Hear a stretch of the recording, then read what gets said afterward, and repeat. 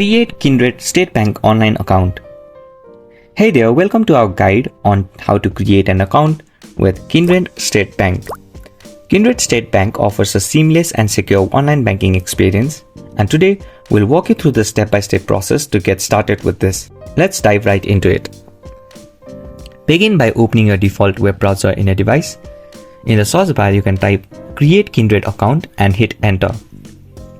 From the results list of options, you can click on the official profile register link. You will be directed to the Kindred State Bank official internet banking account. You will be directed to the official Kindred State Bank internet banking page.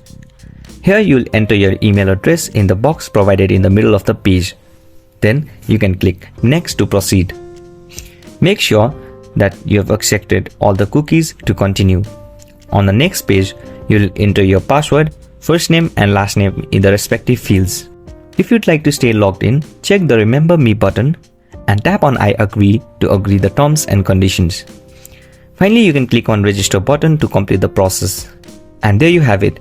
That's everything you needed to know about creating an account online with Kindred State Bank.